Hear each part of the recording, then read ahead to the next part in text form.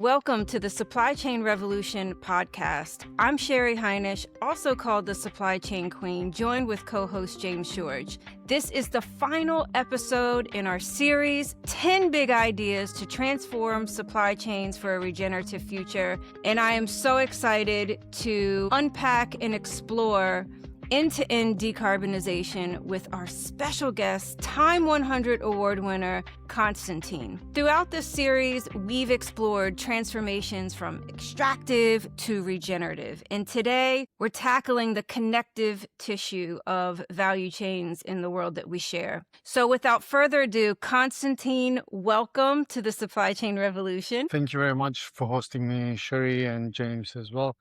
It's a pleasure being here, and I've always been admiring your posts that you do and the webinars that you do. So thank you very much, Sherry. It's such a pleasure to host you. And I think when we first met, one of the things that really stuck with me was your origin story and your why for founding VesselBot. Why don't you just share with people who don't know who you are?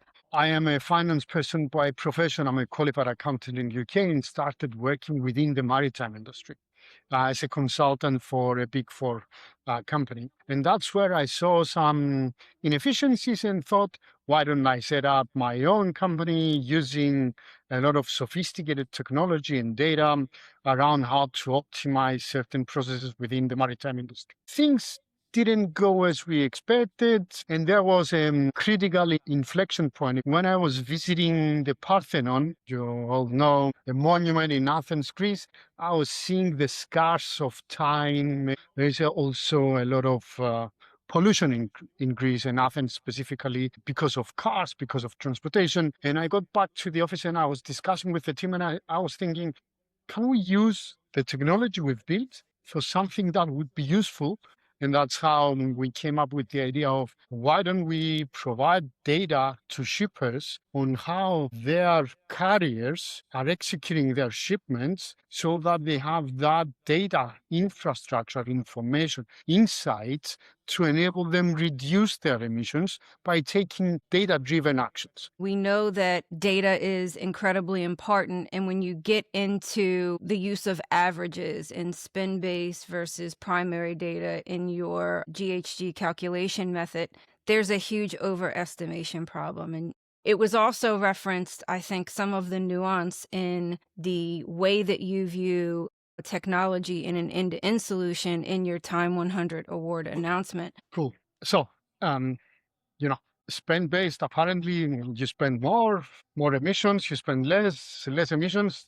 Does that mean that your logistics operations become more sustainable and more resilient and better to the environment? No. You need to have more insights. Now, where do those insights come from? And I'll explain a bit about what the data layout looks like today in majority of organizations. And I'm not referring to small enterprises. I'm mostly referring to larger organizations with billions of turnover and large volumes of shipments. So you have a data layer of data that is within their own systems, transportation module systems, ERP systems in different regions, in different subsidiaries. So you have data sitting with carriers for which they don't have information for, and you have data around actual execution coming from telematics, from satellites and geospatial data, weather data, all these kind of things. Nobody has collected or is collecting all this information so that they can say, yes, I could be using carrier A over carrier B in this trade lane because carrier A is deploying dual fuel engine vessels and they are consuming ammonia or hydrogen or whichever alternative fuel, which is safer. We incentivize that carrier to further make investments and reduce the emissions that they produce. So this granularity, this real-time information is needed so that you take this data-driven action from the current way that we used to account for emissions, the status quo of measuring, reporting emissions. Does that make sense? Yeah, exactly. When we think about a lot of the conversations in emission reduction, it's invisible reductions, but actually there's a physical asset here. And I might be oversimplifying, but in these shipping companies, they are incredibly busy. They are incredibly data-driven from an efficiency perspective. How do you frame that up when, of course, historically what they're trying to do is just meet the demands and the needs to move that material around the globe?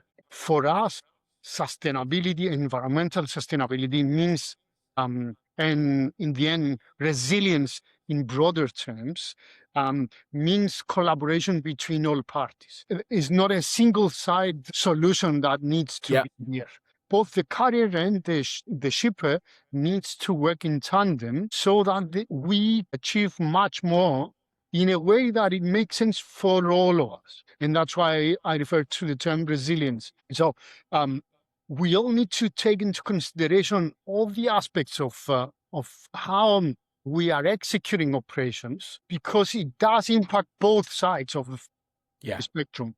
So, and this was the example I tried to give earlier. If you have a carrier that is operating a truck with alternative fuel on trade lane A, and you are not giving them more cargo to subsidize that investment, in the end, there will be no capital expenditure and investments on infrastructure. There will be no capital expenditure to invest in new lorries that will be consuming other alternative fuel. And as a result, shipper doesn't incentivize the carrier by getting to know where this carrier is operating those trucks that are emitting more. In the end, we end up with zero result.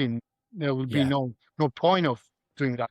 That's where we're coming from. How do we give that information to the shipper, which in the end will subsidize the carrier to do the right thing? We have carriers and shippers, you pointed out, in containers, scientific containers that are empty. Okay? And they're shipping goods to their customers, and this involves customers, it involves suppliers in this broader value chain. So we have customers that were shipping every day, half filled the container. And we went back and we said, look, in this trade lane, to this network of suppliers, customers, we're shipping goods every day with 40% of the capacity of the container, then volume or in weight, it depends. So could you increase that? And they said, that's what the customer requested. That's what the supplier indicated in the procurement team. And we went back and said, let's go and talk to your supplier, your customer. And when we discussed that, they found out that they could do that. They didn't have any restriction in doing that. So in the end, that means less shipments, more optimized way of executing operations, and in the end, less cost, less emissions, and it becomes resilient for all parties involved. I love that, Constantine, because I think it's a classic example of when you ask the right questions, actually you get the unlock you need. And the problem is, up until that point, everyone's just assumed that no is the answer. Yes. And until you actually push in and say, well, why can't we do that? And folks, I see it a lot in my kind of professional life as well. It's kind of what you ask the right question and the unlock is revealed. And then the status quo alters, and then you move into this new paradigm where, well, why didn't we do this in the first place? Because it makes perfect economic sense. And then you have the unintended positive consequences of reduced emissions. And James, and this is the most, I think, overlooked aspect is the ability of data to drive that discussion, to initiate that discussion. Because if you don't have those insights and someone telling you, look, you on this trade lane, there is 40% utilization of the container, most likely it will never be a red flag for anything. And because these data didn't exist, or for some reason were overlooked, for a number of reasons that might be the case, this is becoming, sustainability is becoming a lever to collect the data and then move down the value chain and see how you can use those data for other purposes, for logistic optimization, for cost optimization, for time to serve optimization, for a number of things. But And I think that's what stood out about your story, Constantine, and the VesselBot story is really getting clear on precision data and the right level of insights and the right level of collaboration. And there are a lot of technology companies that are out there that pretend to do that. So, look, we have quite a few examples of customers, and actually, I had a discussion today with around an automotive industry customer that has around 160,000 tons of emissions in only over the road transportation in Europe, and they don't have the cost associated. I don't know. Are you familiar with the EU ETS2? EU ETS2 will include over the road transportation emissions under the European emissions allowance scheme. We Mm. love use cases and customer stories that are real time, and I think that's the value of having folks like you on. So, Constantine, unpack it for us. Do you know the cost that this company might potentially have? I'm sure that it can range between a few million and some tens of millions of cost, potential exposure to emissions, and they didn't even know. They never provided that into their budgets. Being able to tell them, look, you have this amount of emissions, you're using these carriers that are creating 70% of those emissions. Let's go and drill down and find how we can reduce those emissions by 10%. Can we do that? How can we do that? And we started screening, seeing what that could look like. And there were 4 or 5 different levers they could pull to reduce not only emissions, but their financial exposure as well.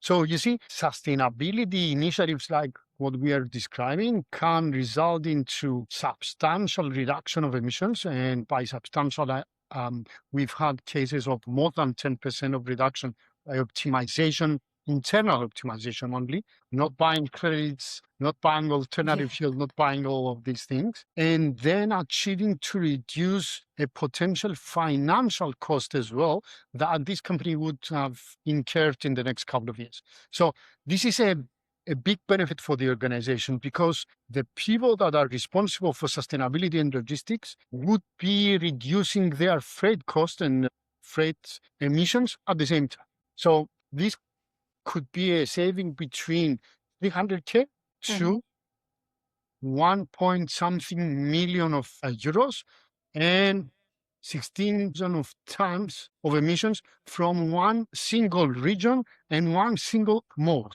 Just having a granular idea of how they could make operational changes. And the timing is ripe because in Big Idea 9, we talked with James Mnupe, who mentioned CBAM as a foundational business case to show ROI and to prove out how having better data and insight, think about at the material level in a product passport, how it's competitive advantage, but it's also extremely sustainable to have those data insights at your fingertips. And CBAM is a tax compliance lever, similar to what you just described in your answer. We also had in Big Idea 7, Sophie Beckham, who is the CSO for International Paper, and she talked about packaging taxation. So that's incredibly helpful, Constantine. James, any thoughts? I wonder though, there was obviously a few months ago, quite a high profile stop on the IMO's net zero plans. Has that helped or hindered